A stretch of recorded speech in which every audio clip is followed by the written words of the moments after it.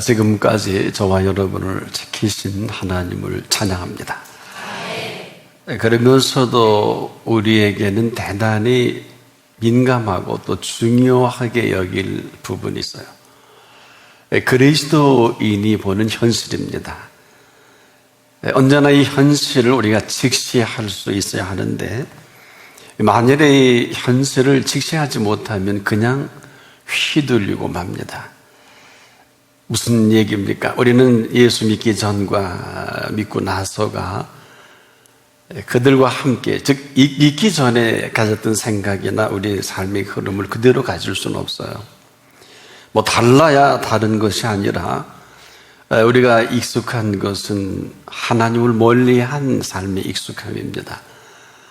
모든 것이 내 뜻대로 되지 않는다고 우리는 매우 힘들어하고 어려워했던 저와 여러분이 예수 그리스도를 믿는 믿음 안에서의 삶의 그 길과 방향과 그 내용이 전혀 다르게 바뀌어진 사람들입니다.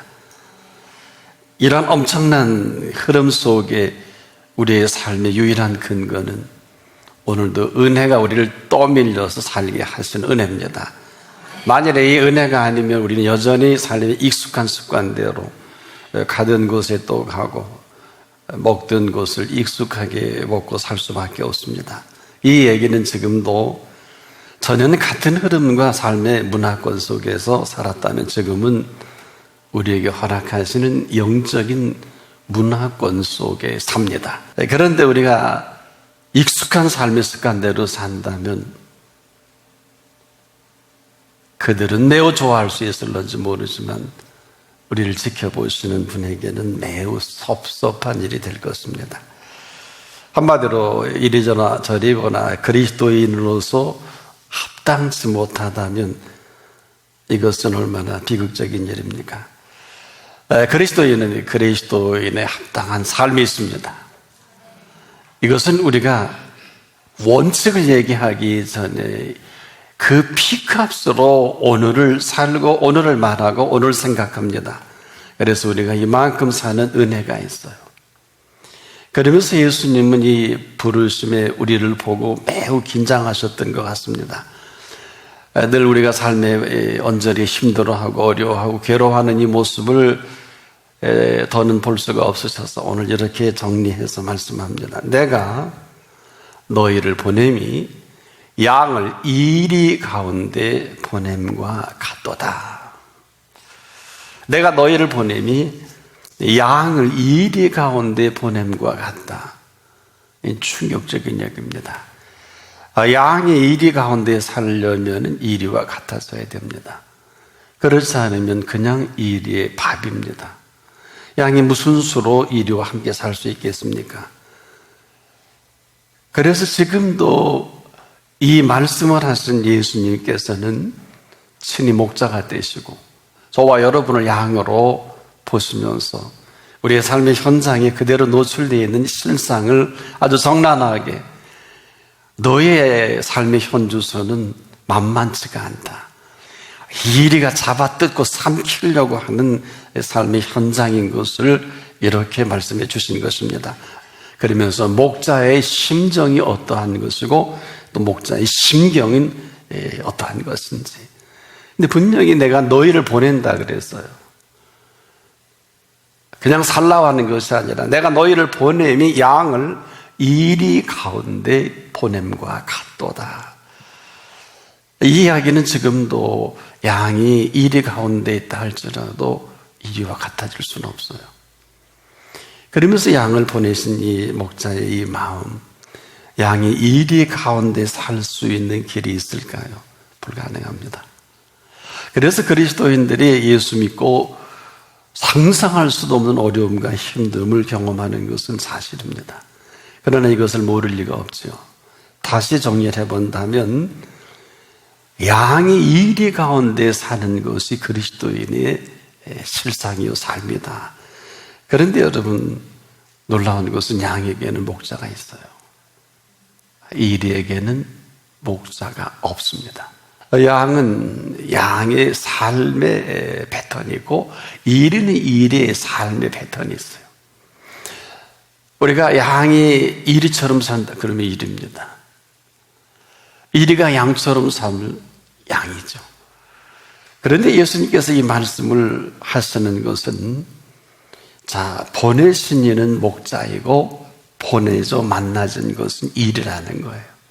그렇다면 이리 앞에 양을 보내신 목자가 맞다면 이제는 양이 살 수 있는 길은 한 길밖에 없어요.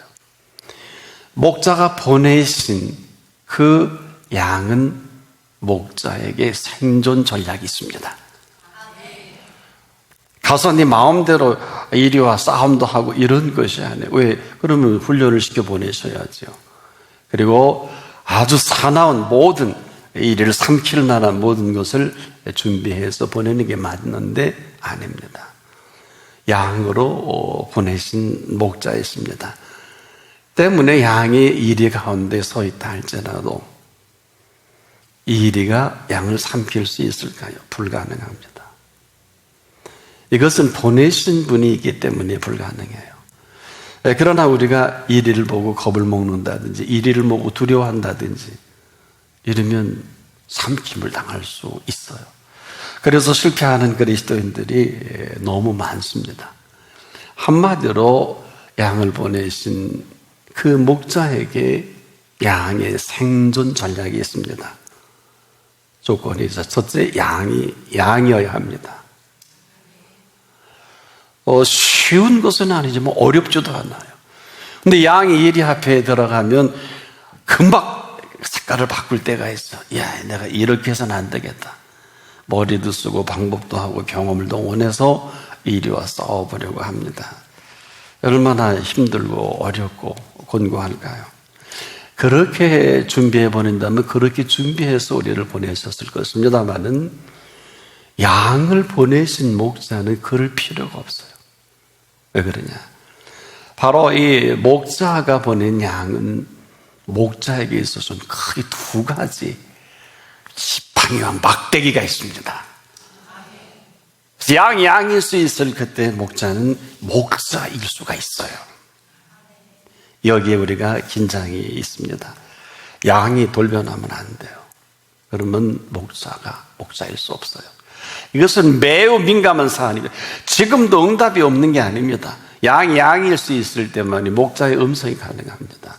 그러나 양이 개로 변한다든지 이리로 변한다든지 살아온 짐승으로 변할 때 절대로 목자의 음성은 들려지지 않습니다. 이것이 혼란입니다. 이 혼란이 맞이하는 현실은 얼마나 냉혹합니까? 이리들이 살벌하게 달려집니다. 그래서 공통적으로 그리스도인들이 그리스도인으로 살아간다는 게 얼마나 힘든지 모르겠다고 다 이구동성으로 얘기합니다. 저도 동의합니다. 그런데 우리 보고 거기서 부딪혀서 우리 보고 그렇게 싸워서 거기서 견뎌내라는 게 아닙니다. 양을 보내신 분은 목자입니다. 그 어디에 보냈는지 어디로 가는지 목자가 모를 리가 없어요. 왜? 보내시는 이는 목자요 만나진 것은 일이라면 이리에게 키가 있는 게 아니에요. 양에게 키가 있는 게 아니라 바로 목자 대신 그 목자께서 양을 보내시면서 양에 대한 모든 생존 전략을 그 손에 가지고 계신 것입니다. 이 사실만이 양이 살 수가 있어요. 그렇지 못한 양은 애꿎게 싸움하다 죽기도 하고 또 애꿎게 순한 양이 견디다 못해 이리에게 삼키기도 하고 그렇단 말이에요. 근데 목자는 어떨까요? 이 양을 잘 압니다. 이리도 잘 압니다. 이것만이 그리스도인의 현재입니다. 오늘 그리스도인이 이 현실 속에 살아간다는 것은 쉽지 않아요. 만만하지 않아요. 그럼에도 이 사실을 너무 잘 아시는 분이 내가 너희를 보냄이 양을 이리 가운데 보냄과 같도다. 그러면서 이렇게 말씀했습니다. 뱀같이 지혜롭고 비둘기같이 순결하라. 뱀같이 지혜롭고 비둘기같이 순결하라. 여러분, 양을 생각하면 우리는 누가 떠오릅니까? 다윗이 떠올라요. 다윗은 이 모든 사실을 아주 확실하게, 그리고 그는 어려서부터 이 모든 것에 잘 세팅이 되어 있는 다윗입니다. 여러분, 다윗일 수 있을 그때 그는 골리앗 앞에 서는 경험을 합니다. 10대입니다. 목동 시절입니다. 무슨 장성에서 군에도 갈 수 있고 어떤 삶의 모든 것을 마음대로 스스로 해결할 수 있는 나이는 아니에요. 아버지 이새의 양 몇 마리를 그는 키우고 치는 목동입니다. 그런데 이스라엘이 블레셋의 군대에 의해서 어마어마하게 전쟁이 바뀌어지죠. 이런 사실을 공교롭게 아버지의 부탁을 받고 형들에게 간식을 갖다 주다가 보게 된단 말이에요. 근데 이 사실을 보고 다들 벌벌 떨고 현실을 직시하는데 다윗이 본 현실은 그들과 달랐어요. 형 엘리압이 혼쭐 내더니 조금만 이거 어디 와서 빨리 들어가라, 너 죽는다 그러니까 받아들이지 않습니다. 그리고 나서 내가 아버지 이세 양을 지킬 때 곰이나 사자가 달려들어도 사자나 곰이 한 마리 양도 삼키지 못했다. 그런데 하나님이 우리 이스라엘을 지키는데 이게 치는 게 말이 되냐? 다윗이 본 세계입니다. 하나님이 나와 함께 하시는 것을 스스로 인정하고 다윗은 정리합니다. 그래서 한 마리 양도 사자의 밥이나 곰의 먹이가 되지 않게 한 이 사실을 골리앗 앞에서 극명하게 그는 밝혀냅니다. 그런데 다윗을 무시하는 건 이 와중에 사울왕이에요. 이렇게 무시합니다. 너는 소년이요, 그는 어려서부터 용사임이니라. 다윗이 사울에게 말하기를 주의 종이 아비의 양을 지킬 때 사자나 곰이 와서 양떼에서 새끼를 움켜주면 내가 따라가서 그것을 치고 그 입에서 새끼를 건져내었고 그것이 일어나 나를 해하고자 하면 내가 그 수염을 잡고 그를 쳐 죽였느니라. 주의 종이 사자와 곰을 쳤은즉 사실은 하나님의 군대를 모욕한 이 할례 없는 블레셋 사람 이랴. 이 블레셋 사람 네가 뭔데 이렇게 하냐 그 얘기. 그가 그 짐승의 하나와 같이 되리이다. 또 가로되 여호와께서 나를 사자의 발톱과 곰의 발톱에서 건져내셨은즉 나를 이 블레셋 사람의 손에서 건져내시리이다. 사울에게 자기의 정확한 경험과 체험을 얘기한 거죠. 이렇게 하겠다는 게 아니에요. 이렇게 했는데 무슨 문제가 있느냐? 이젠 골리앗 앞에 선 다윗의 표현입니다. 다윗이 블레셋 사람에게 이르되 너는 칼과 창과 단창으로 내게 오거니와 나는 만군의 여호와의 이름으로 네가 모욕하는 이스라엘 군대 하나님의 이름으로 네게 가노라. 오늘 여호와께서 너를 내 손에 붙이시리라. 내가 너를 쳐서 내 머리를 베고 블레셋 군대의 시체로 오늘 공중에 세워 땅에 들짐승에게 주어 온 땅으로 이스라엘의 하나님이 계신 줄을 알게 하겠고 또 여호와의 구원하심이 칼과 창에 있지 아니함을 이 무리로 알게 하리라. 전쟁은 여호와께 속한 것인지 그가 너희를 우리 손에 붙이시리라.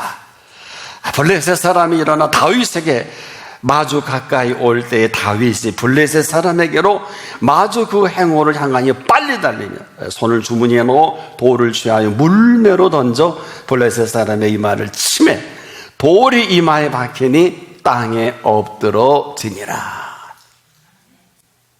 사무엘상 17장 45절로 49절의 사실입니다. 이런 분명한 것은 아주 분명한 것이 있죠. 다윗에게는 목자가 있지만 골리앗에게는 목자가 없어요. 다윗에게 있었던 이 목자, 살아계신 아버지 되신 하나님이 그를 통해서 양을 치도록 한 이 사실은 뭘까요? 이것을 예수님은 이렇게 정리해 주시죠. 너는 뱀같이 지혜롭고 비둘기같이 순결하라. 이 뱀은 창세기 3장에 등장하는 뱀을 말씀하신 것입니다. 뱀같이 지혜롭고 하신 것은 뱀처럼 지혜로워가 아니라 뱀은 하와를 아는 지혜입니다.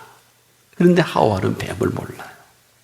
이게 비극이에요. 하와에게 하나님이 하신 말씀이 똑똑하게 과실을 먹으면 죽으리라. 아주 똑똑하게 말씀을 하셨어요. 이게 심각한 거예요. 하와에게 말씀하지 않은 말씀이 없는데 그 분명하게 하신 이 말씀을 뱀이 긁고 넘어진 것입니다. 하나님이 그렇다면 그런 것입니다. 그런데 뱀이 하와를 한다는 것은 뱀의 소리가 크게 들렸어요. 정녕 죽으리라고 했느냐? 죽지 않는다. 네가 먹으면 죽지 않고 눈이 밝아지고. 이 엉뚱한 소리에 하나님이 하신 그 말씀은 새까맣게 잊어버리고 뱀의 소리가 크게 들려진 거예요. 하와는 그 기쁨의 동산에 나의 사랑, 나의 어여쁜 자로 여겨주시고 그 동산의 모든 것을 지가 수고하지 않고 애쓰지 않은 모든 것을 하나님의 기쁨 속에 다 준 선물들인데 이분을 새까맣게 잊어버리고 그만 엉뚱한 소리가 크게 들려지면서 이 어마어마한 하나님의 이 기쁨을 거부한 그 거부로 뱀의 소리가 들려지면서 에덴 동산을 쫓겨난 게 아닙니다. 하와가 에덴 동산을 거부한 거예요. 더는 그 하나님의 선물은 그 기쁨과 그 모든 사랑으로 준비한 모든 것이 한순간에 아무것도 아닌 것이 되게 만들어버린 아주 미련하고 어리석은 하와예요. 하나님에게 문제가 없어. 어찌 보면 뱀에게도, 뱀은 원래 그렇게 간교한 동물 아닙니까? 우리가 이 세상에 아무리 교활하고 아무리 어마어마한 계략을 만든다 할지라도 하나님의 모략을 당해낼 자는 없어요. 여기에 기쁨의 모략으로 만든 에덴 동산이에요. 이것을 거부한 하와가 있을 수가 없지요. 오늘도 우리에게 말씀하시는 이 말씀은 누가 뭐래도 예수님은 저와 여러분의 목자이십니다. 누가 뭐래도 우리는 그분의 양입니다. 살 수 있는 생존 전략은 하나밖에 없어요. 그 음성이 들려져야 합니다. 그래서 이 사실을 요한복음 10장 27절에 내 양은 내 음성을 들으며 나는 저희를 알며 그랬어요. 저희는 나를 따르느니라. 오늘 어떻게 살아야 합니까? 답은 없어요. 방법론으로 그렇게 고생했으면 철들 때도 됐잖아요. 없습니다. 무엇을 믿느냐? 그 믿는 믿음의 음성이 들려줘야 합니다. 그래서 지금도 오직 예수여야 하는 것이 아니라 그 예수님의 말씀이 저와 여러분에게 가장 크게 들려야 합니다. 먹으면 정령 죽으리라. 그냥 그대로 믿으면 되는 거예요. 그래서 오직 예수, 오직 믿음, 오직 그 음성이어야 하는 것은 그래야 하는 것이 아니라 여기에 모든 삶의 생존 전략이 달려 있습니다. 목자는 양도 알고 이리도 합니다. 오늘 그 삶의 선상에서 감히 이 사실이 분명한 사람에게는 절대로 재앙이 가까이 하지 못합니다. 목자가 계시기 때문에.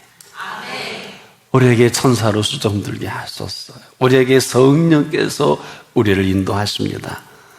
부활하신 예수 그리스도께서 오늘도 저나 여러분이 그 앞이면 항상 어느 때 어느 곳은 해 아래 땅이 끄적거려 있던 그분은 우리의 목자가 되십니다. 그분은 지금도 이렇게 아주 명쾌하게 말씀하십니다. 어렵게 말씀 안 하십니다. 사람으로는 할 수 없으되 하나님으로는 그렇지 아니하니 하나님으로서는 다 하실 수 있느니라. 어렵지 않잖아요. 그 나머지 선택은 저와 여러분의 몫이 내가 예수 그리스도 앞에 있을 것인지 그렇지 않을 것인지가 오늘 이제까지의 삶의 모습이고 앞으로도 이후로도 이런 거예요. 절대 그리스도인이라고 병 안 든다고 생각하지 마십시오. 암도 걸리고 죽을 병에도 걸립니다. 그런데 중요한 것은 왜 복음이 복음일까요? 굶어 죽을 것 같은데 먹을 걸 주십니다. 암이 2번씩 걸렸는데 하나님이 살려내십니다. 근데 지금도 의학적으로 해결할 수 없는 이 모든 것들이 얼마나 많아. 이것이 현실이에요. 그리스도인의 현실은 어디입니까? 내가 너희를 원함이 양을 이리 가운데 보냄과 같도다. 근데 우리가 이 일을 보면서 휙 뒤집어집니다. 이게 뭐야? 끝입니다. 혈기가 그래서 그런 게 아니라 양이 양의 길 포기하면 목자가 일 수 없어요. 첫째, 음성이 들려지지 않아요. 지금도 우리가 아무리 설교를 은혜 받아도 아무것도 아닌 이유가 여기에 있어요. 은혜는 여러분, 설교는 은혜 받으라고 하는 설교는 아니에요. 하나님의 음성을 듣는 시간입니다. 그래서 길이에요. 그래서 진리입니다. 여러분, 진리가 왜 좋은 줄 아세요? 진리는요, 우리가 진리를 우리가 받아들일 때, 그리고 이것을 알고 내가 온전히 이 사실에 내 생애가 실어질 때, 진리가 너희를 자유케 하리라. 진리를 알지니, 이것은 일반적으로 아는 개념보다도 예수 그리스도를 우리가 인격적으로 제대로 알 때 그 진리가 너희를 영혼 육뿐 아니라 삶의 모든 것이 되시는 그분이 너희를 자유케 하리라. 이 사실이라면 모든 질고에서, 아니 4일씩이나 된 나사로의 사망병도 고쳐서 살려내셨잖아요. 물론 다시 죽었을 것입니다. 무슨 얘기일까요? 무슨 말씀을 하시든지 그대로 하라. 목자의 음성은 양에게 유일한 생존 전략입니다. 들어도 되고 안 들어도 되고 리인터프리테이션 하지 마십시오. 재해석하지 마십시오. 듣고 은혜 받고 움직이지 마십시오. 들려진 대로 하십시오. 모르겠거든 여쭈십시오. 재성을 지으신 분께 여쭈면 너무 쉬워요. 그분은 설명하지 않아요. 그분은 우리에게 뭐라 하라 그러지 않아요. 그분은 이렇게 말씀합니다. 너 정말 이제라도 나를 믿길 원하냐? 그렇다면 내가 네게 길이다. 내가 하는 모든 이야기가 진리다. 오늘도 똑똑하게 말씀하십니다. 들을 수 있기를 바랍니다. 해석하지 마세요. 들으십시오. 길이 없는 주제에 길을 묻는 사람에게 동으로 가라 그러면 가야 되는 거 아니에요? 나를 따르라. 무슨 설명이 필요해요? 아는 척하는 사람한테 2시간 고생했으면 되지, 20년 고생했으면 되지. 평생을 헛다려지고 헛되고 헛되며 헛되고 헛되니 모든 것이 헛된 것에 어느 때까지 귀를 기울이고 사시렵니까? 양은 양일 수 있을 그때, 목자는 목자일 수가 있습니다.